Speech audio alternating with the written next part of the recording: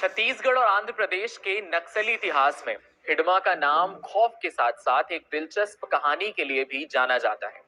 300 से ज्यादा हत्याओं में शामिल नक्सल संगठन का ये खतरनाक नेता अपनी हिंसा के लिए तो कुख्यात था ही, लेकिन उसकी जिंदगी में एक ऐसा मोड़ आया जिसे सुनकर आप दंग रह जाएंगे। वो था हिडमा की लव स्टोरी। आज हम आपको बताएंगे कैसे ये खतरनाक नक्सली अपने प्यार के लिए लड़ता रहा, कैसे उसने 2 साल तक इंतजार किया और आखिरकार राजे ने उसकी हाँ मान ली। लेकिन इस कहानी में जितना रोमांस है उतना ही खौफ भी। हिडमा की प्रेम कहानी उतनी ही अनोखी थी जितनी उसके अपराध की। कहानी शुरू होती है एक खत से। हिडमा ने राजे को लेटर लिखा और अपने दिल की बात बताई। शुरुआत में राजे ने ठुकरा दिया, लेकिन हिडमा ने हार नहीं मानी। 2 साल तक लगातार कोशिश के बाद राजे ने आखिरकार हामी भर दी।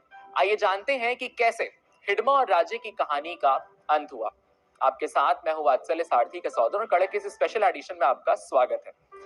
पिछले 2 दशक से कुख्यात नक्सली कमांडर माडवी हिडमा की दहशत दंडकारण्य में जंगल की आग की तरफ दौड़ती थी।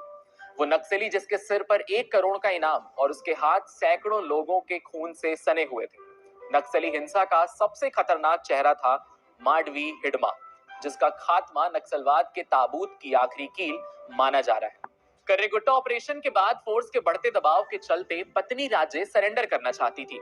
दरअसल छत्तीसगढ़ और पूरे दंडकारण्य क्षेत्र में नक्सल आंदोलन को समझने के लिए माडवी हिडमा का नाम सबसे अहम माना जाता था। 2 दशकों से बस्तर के जंगलों में आतंक का पर्याय बने हिडमा का अंत सुरक्षा बलों ने आंध्र प्रदेश के मारे दुमिल्ली जंगल में कर दिया। उसके साथ उसकी पत्नी राजे और 4 अन्य नक्सली भी मारे गए। सुरक्षा एजेंसियां इसे नक्सल इतिहास की सबसे बड़ी जीत और एक निर्णायक मोड़ बता रही हैं, क्योंकि हिडमा को नक्सलवाद की सैन्य ताकत का मुख्य स्तंभ माना जाता था। उसे डर था कहीं दोनों मारे न जाएं। बार बार हिडमा से हथियार डालने कहती रही, लेकिन हिडमा नहीं माना और आखिर में दोनों एक साथ एनकाउंटर में मारे गए। 300 से ज्यादा कत्ल करने वाले खूंखार नक्सली के काले अध्याय का आखिरकार अंत हो गया। नक्सल संगठन में हिडमा और राजे की प्रेम कहानी भी दिलचस्प रही है। हिडमा के साथ काम कर चुके और सारे नक्सली कमांडर बताते हैं कि साथी महिला नक्सली राजे ने पहले हिडमा का प्रपोजल ठुकरा दिया था। फिर 2 साल तक हिडमा ने हार नहीं मानी। बाद में राजे ने हामी भरी। नक्सलियों के सख्त नियमों की वजह से हिडमा ने अपनी नसबंदी करवाई और शादी कर ली। तेलंगाना और आंध्र प्रदेश के नक्सली बाराती बने।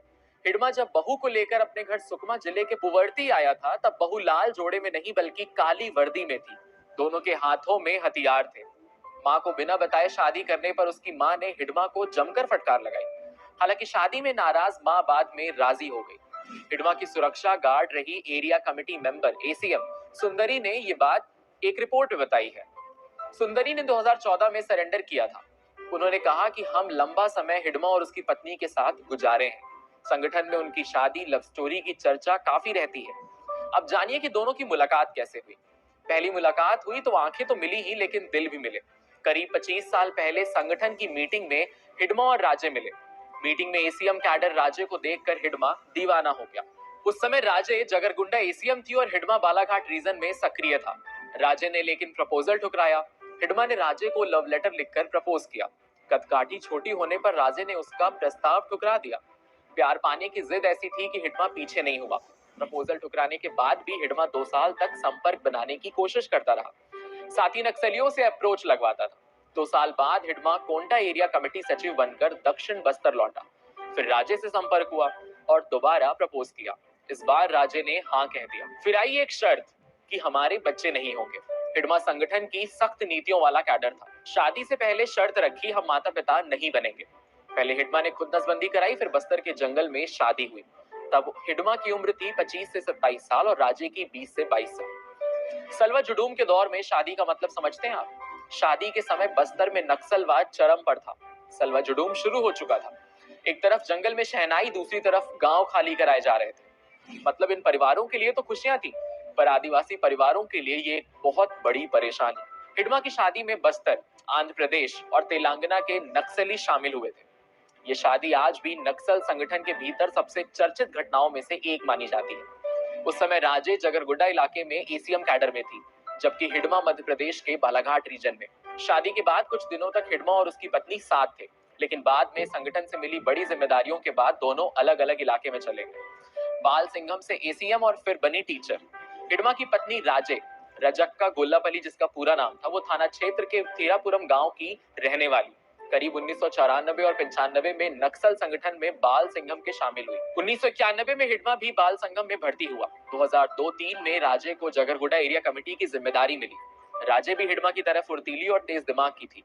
साल 2006 और 7 में किस्ट्राम एरिया कमेटी का प्रभार मिला। उसके बाद साल 2009 में बटालियन मोबाइल पॉलिटिकल स्कूल की शिक्षिका बनी। तब तक शादी के बाद हिडमा और राजे अलग अलग रहते थे। पार्टी मीटिंग हो या फिर अन्य किसी काम से जाना हो तो वो मिलते थे। लेकिन 2009 में जब हिडमा को पहले पीएलजीए बटालियन का उप कमांडर बनाया, तब सिर्फ प्रभारी बनाने के बाद राजे भी इसी बटालियन में टीचर थी। दोनों मिल करके सरेंडर करना चाहते थे, लेकिन हिडमा इस पर नहीं माना। साल 2007 से लेकर 2022 तक हिडमा ने बस्तर में 26 से ज्यादा हमले किए हैं। करीब 300 से ज्यादा जवानों और आम नागरिकों का कत्ल किया है। इसके बाद इसी साल 2023-24 में नक्सल संगठन का सेंट्रल कमेटी मेंबर बनाया गया।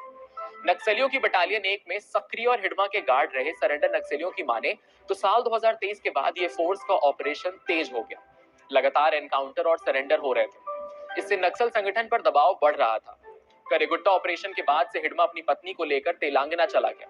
हिडमा की पत्नी लगातार सरेंडर करने के लिए कहती रही, लेकिन हिडमा नहीं माना।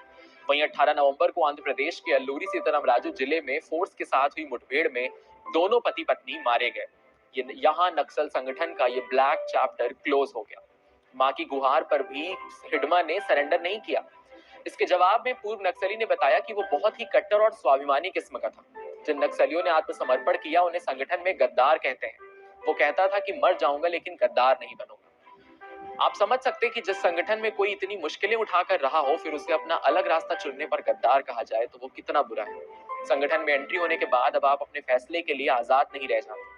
फैसला लिया तो संगठन आपका दुश्मन बन जाएगा। छत्तीसगढ़ आंध्र प्रदेश बॉर्डर पर सुरक्षा बलों ने मोस्ट वांटेड नक्सली माडवी हिडमा को और उसकी पत्नी राजे को एनकाउंटर में ढेर कर दिया। ये सिर्फ कानून की जीत नहीं, बल्कि एक भयानक लेकिन दिलचस्प नक्सली प्रेम कहानी का अंत भी है।